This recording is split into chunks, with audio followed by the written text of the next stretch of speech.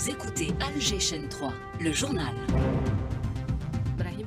Bonjour Hadjar, bonjour à tous. Dans le journal, retour sur les principales décisions en Conseil des ministres. Le dossier de création de 2 instances chargées de l'importation et de l'exportation. Le dossier sera supervisé personnellement par le président de la République. Conflit du Sahara occidental, l'Algérie a pris connaissance de la nouvelle position adoptée par le Royaume-Uni et regrette le choix fait par Londres d'apporter son soutien au prétendu plan d'autonomie marocain. De gros moyens sont mobilisés dans le cadre du dispositif de lutte contre les incendies de forêt. 12 avions bombardiers d'eau. Le dispositif est lancé hier par le ministre de l'Intérieur. À Gaza, le génocide se poursuit. 31 martyrs hier et 200 blessés. Hamas se dit prêt à entamer immédiatement un cycle de négociations en direct. Football, Majid Bougra a convoqué 23 joueurs locaux en prévision du match face au Rwanda le 9 juin. L'équipe A qui entame également sa préparation pour les 2 rencontres amicales face au Rwanda et la Suède.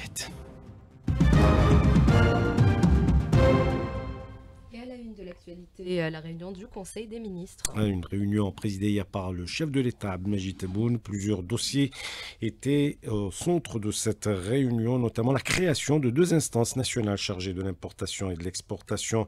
Le président de la République a demandé au gouvernement d'enrichir les textes et sa présentation reportée. Le dossier sera suivi par le président de la République. Il a été question également lors de cette réunion de la prise en charge des enfants autistes et le dossier des intendants dans les secteurs de l'éducation, la santé et l'enseignement supérieur.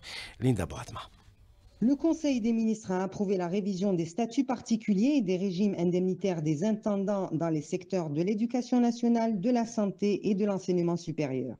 Sur un autre dossier, celui de l'import-export et la création des 2 instances d'organisation et de gestion de l'exportation et de l'importation, le président de la République a ordonné le report de la présentation y afférente afin d'enrichir davantage les textes et mécanismes juridiques de ces 2 instances qui doivent être étudiés avec une haute précision et être valable pour les décennies à venir et adapté aux mécanismes internationaux. C'est ainsi que le président de la République assurera personnellement le suivi et l'accompagnement de la création de ces 2 instances à travers la tenue d'une réunion ministérielle restreinte dans les prochains jours. Il est question en l'occurrence de rompre définitivement avec les dérives du passé et instaurer une coordination totale entre le ministère du Commerce extérieur et de la promotion des exportations, les banques, la Banque centrale et les douanes, un contrôle intelligent, ciblé et efficace à même de protéger la production nationale et d'orienter les importations selon les besoins nationaux essentiels, organiser et réglementer l'importation, tenir compte pleinement de la spécificité du volume de la production nationale comme indicateur économique fondamental. Et du nouveau également pour les enfants atteints d'autisme et une amélioration dans leur prise en charge est annoncée en Conseil des ministres avec la création d'un centre national et d'annexes régionales. Elle est retenue lors de cette réunion. Conflit du Sahara occidental et l'Algérie qui a pris connaissance de la nouvelle position du Royaume-Uni et regrette le choix fait par Londres d'apporter son soutien au prétendu plan d'autonomie marocain. Le communiqué du ministère des Affaires étrangères relève par ailleurs une particularité de la nouvelle position britannique puisque le secrétaire d'État britannique a publiquement réaffirmé récemment l'attachement de son pays au principe du droit à l'autodétermination. Liestarini. L'Algérie regrette le choix fait par le Royaume-Uni d'apporter son soutien au plan d'autonomie marocain. En 18 ans d'existence, ce plan n'a jamais été soumis aux Sahraouis comme base de négociation, de même qu'il n'a jamais été pris au sérieux par les envoyés onusiens qui se sont succédés à ce poste. Ces derniers avaient tous relevé la vacuité de l'initiative marocaine d'autonomie et son inaptitude à offrir une solution sérieuse et crédible au conflit du Sahara occidental. Le plan d'autonomie marocain n'a jamais eu pour vocation de servir de base de règlement politique à ce conflit. Ses visées ont toujours été d'occuper l'espace pour empêcher toute recherche d'un règlement sérieux, de permettre au Maroc de gagner du temps et d'accoutumer progressivement et graduellement la communauté internationale au fait accompli de l'occupation illégale du Sahara occidental. L'Algérie relève néanmoins que le Royaume Royaume-Uni n'a ni évoqué ni apporté son soutien à la prétendue souveraineté marocaine sur le territoire du Sahara occidental et ne cautionne donc pas l'occupation illégale de ce territoire non autonome au sens de la légalité internationale. Elle relève également qu'à l'occasion de la conférence de presse, le secrétaire d'État britannique a publiquement et solennellement réaffirmé l'attachement du Royaume-Uni au principe du droit à l'autodétermination. Et de gros moyens sont mobilisés dans le cadre du dispositif des incendies de forêt. Un dispositif mis en place et mis en service hier, il a été supervisé par le ministre de l'Intérieur au niveau de l'aéroport international Houari Boumediene d'Alger.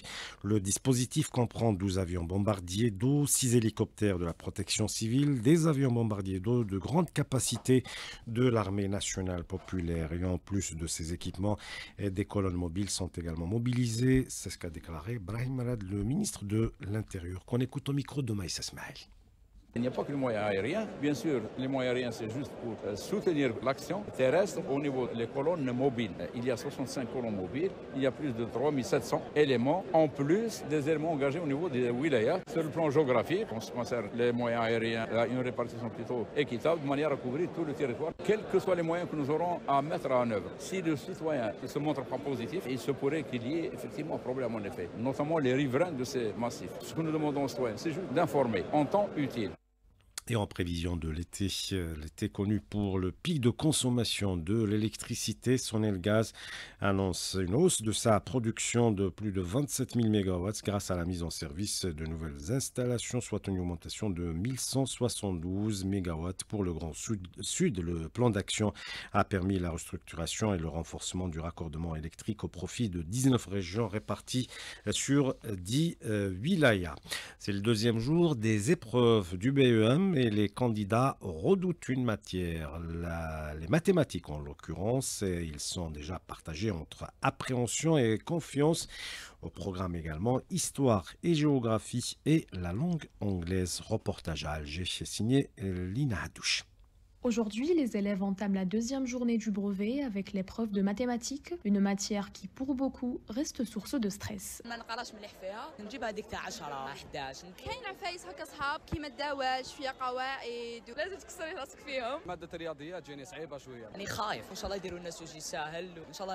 D'autres élèves se disent à l'aise et confiants. Pour moi, maths, je suis à l'aise. ما تمشي بزاف صعيبه بصح تخدميها تشد لك اليد ما نخافيش بزاف خاطر لازم نراجعها مليح كي نراجعها مليح نلقى كاع مش راجعت بزاف سهله وميم لي زيكزارسيس تاعها يطيحوا بزاف ساهلين المعامل تاع المات بزاف طالع ويقربها تجيبي مليح في المات يقدر يطلع لك ديريكت المعدل المات ماشي صعيبه وما تخوفنيش انا سي ترو فاسيل اللي ريفيزي ما عنده ما يخاف. Pour mieux aborder cette épreuve, la préparation mentale compte tout autant que les révisions, nous dit Ahmed Tessa, pédagogue. Réviser les leçons importantes de façon modérée pour ne pas se surmener, faire des exercices sur des leçons importantes.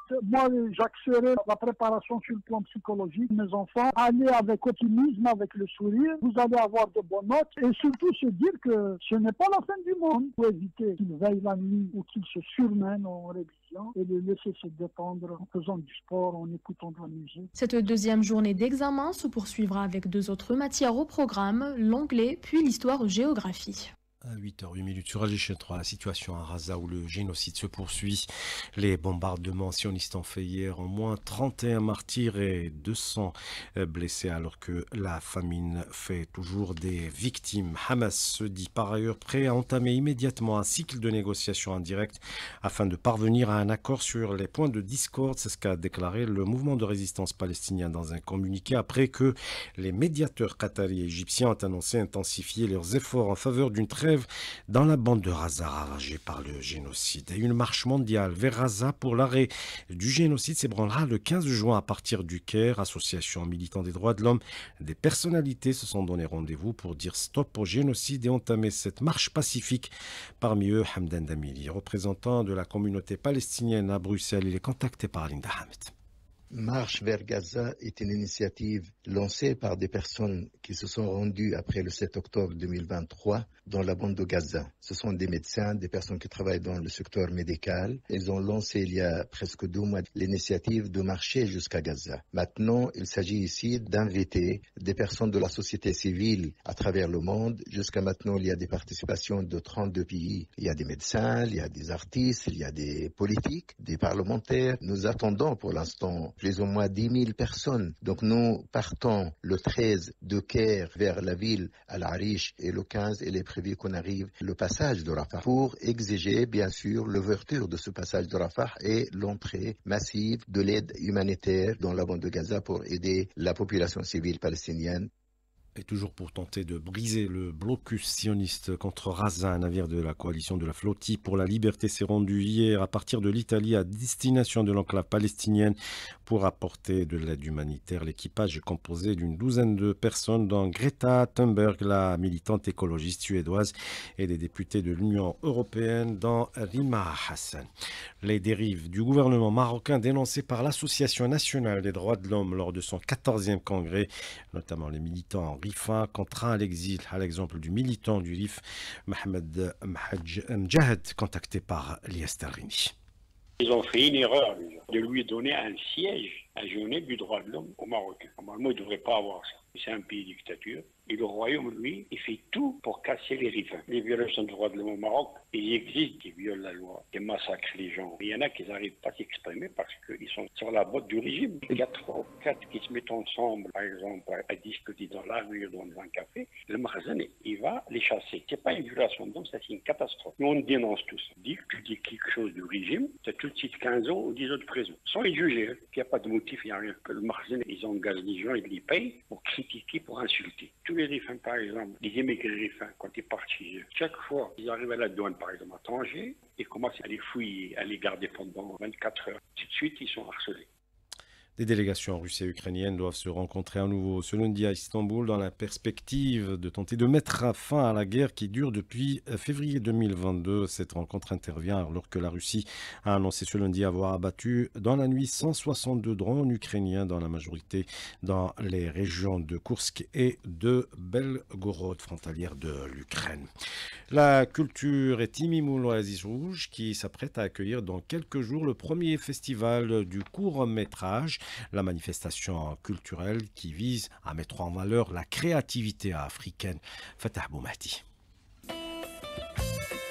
Du 13 au 18 novembre, la wilaya de Timimoun se prépare à vivre un moment fort du paysage culturel algérien avec la toute première édition de son festival du court-métrage. Un événement qui s'annonce grandiose tant par son ambition que par sa portée continentale. Placée sous le signe de la créativité africaine, cette édition inaugurale mettra en lumière la richesse et la diversité des talents du continent. Plusieurs pays sont conviés, faisant de Timimoun un carrefour culturel et cinématographique inédit dans le sud algérien. Il fallait créer un événement de la sorte, nous dit Faisal Sahbi, directeur artistique du festival. En fait, c'est né d'une nécessité et d'une demande, celle de créer un grand festival international consacré à ce format qui est le court-métrage et surtout un carrefour de rencontres avec les autres cinémas du monde. Il nous fallait depuis des années un grand festival de cinéma dans le Sahara algérien, dans une ville qui est Timimoun. On rappelle qu'il y a eu un événement très connu créé par le couple Chouir Rabbi Yarhamhom au début des années 2000. C'est sur les bases de cet héritage qu'on a lancé le festival international du court-métrage de Timimoun. Et la thématique principale de cette première édition? La première édition soit consacrée à la créativité, à la création africaine et court-métrage africain. L'appel à candidature va être ouvert à tous les réalisateurs et cinéastes africains du continent et de sa diaspora pour concourir dans ce festival sur 2 sections différentes, celle consacrée